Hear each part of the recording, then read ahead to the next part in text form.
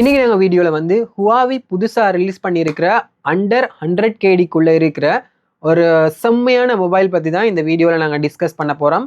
So video ஃபுல்லாக பாருங்கள். இந்த சேனலுக்கு இப்போ தான் நீங்கள் புதுசாக வந்திருக்கீங்க அப்படின்னு சொன்னால் வீடியோக்கு ஒரு லைக் பண்ணிவிட்டு சப்ஸ்கிரைப் பண்ணிடுங்க.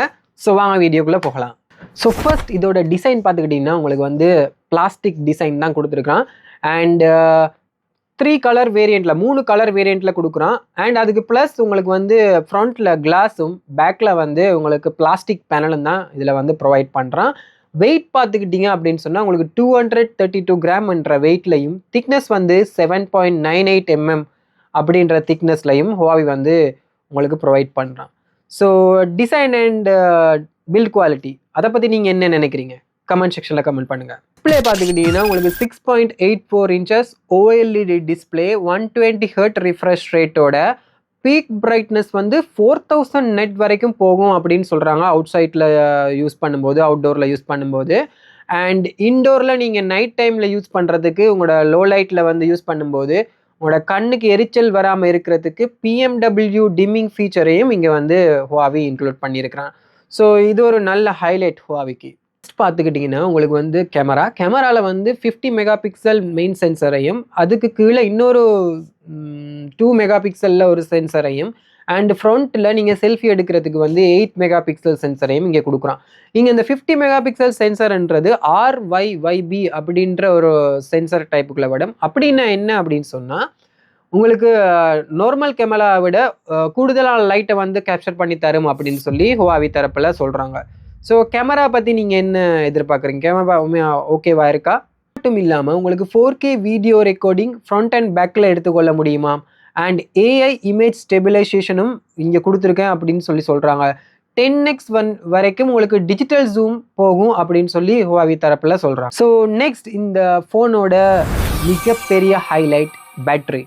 இங்கே தான் Huawei வந்து செம்மையாக ப்ளே பண்ணியிருக்கிறான். அதாவது 8500 mAh பேட்டரியை வந்து 7.98 mm திக்னஸுக்குள்ளே கொடுத்துருக்கான் அப்படின்றது இங்கே வரவேற்கத்தக்க விஷயம். Huawei இங்கே செம்ம ஸ்மார்ட் மூவ் இது.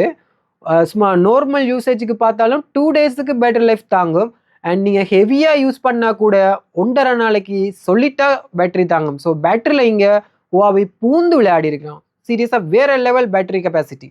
ஸோ அது மட்டும் இல்லாமல் 40 watt டர்போ சார்ஜிங் டெக்னாலஜி இருக்கிற சார்ஜரையும் உள்ளே இன்க்ளூட் பண்ணி அதுக்குரிய கேபிளையும் கொடுத்து கவரையும் இன்க்ளூட் பண்ணுறான் பாக்ஸுக்குள்ளே. ஸோ இது வந்து உண்மையாகவே வரவேற்கத்தக்கது. மற்ற கம்பெனிஸும் ஆப்பிள், சாம்சங் மாதிரி இருக்கிற பிகஸ்ட் கம்பெனியும் இதை ஃபாலோ பண்ணணும் அப்படின்றது தான் என்னோட ஆசை. ஸோ Huawei இங்கே டெய்லி யூசேஜுக்கு பெர்ஃபார்மன்ஸ் வைஸ் அவங்களோட ஓன் சிப்பான கிரண் 8000 அப்படின்ற சிப் செட்டை தான் கொடுக்குறான். இது வந்து ஒரு mid range chip set. But நீங்கள் ஃப்ளாக்ஷிப் லெவலில் எதிர்பார்த்தீங்க அப்படின்னு சொன்னால் அந்தளவு பெர்ஃபார்மன்ஸை இது கொடுக்காது. பட் டெய்லி யூசேஜுக்கு, வீடியோ கால்ஸுக்கு, நார்மலாக கேம் ப்ளே பண்ணுறவங்களுக்கு ஓகேவாக இருக்கும். ஸோ அதர்ஸ் ஃபீச்சர்ஸ் பார்த்தீங்க அப்படின்னு சொன்னால் உங்களுக்கு ப்ளூடூத் 5.2 இங்கே கிடைச்சிடும். அண்ட் Wi-Fi 6E இங்கே கொடுத்துருக்குறா. NFC சப்போர்ட் இருக்குது. Huawei வாலெட் சப்போர்ட் இருக்குது. பட் நான் எனக்கு தெரிஞ்ச வரைக்கும் Huawei வாலெட் சப்போர்ட் வந்து சைனாவில் மட்டும்தான் எக்ஸ்க்ளூசிவாக இருக்குது. குவைட்டில் வந்து யாரும் அதை யூஸ் பண்ண மாதிரி நான் இது வரைக்கும் பார்க்கல. ஸோ டோட்டலாக எல்லாத்தையும் கல்குலேட் பண்ணி பார்த்தா ஒரு பெட்டர் பேட்டரி லைஃப் 8500 mAhன்றது உண்மையாகவே ஒரு பவர் பேங்க் மாதிரி. அண்ட் வந்து டிஸ்பிளே உங்களுக்கு 6.84 inches display, OLED display plus 120 Hz refresh ரேட்டோட 4G தான் கொடுக்குறான். இதில் வந்து 5Gயை ப்ரொவைட் பண்ணியிருக்கலாம். அண்டர் 100KDக்குள்ளே 5G நிறைய மொபைல்ஸ் இருக்குது.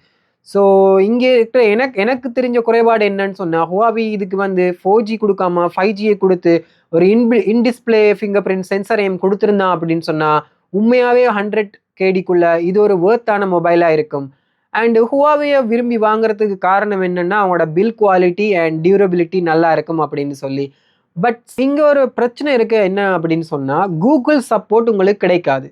ஸோ Huaweiயோட ஓன் ஆப் கேலரி மூலியமாக தான் நீங்கள் வந்து ஆப்ஸை வந்து டவுன்லோட் பண்ணக்கூடிய மாதிரி இருக்கும்.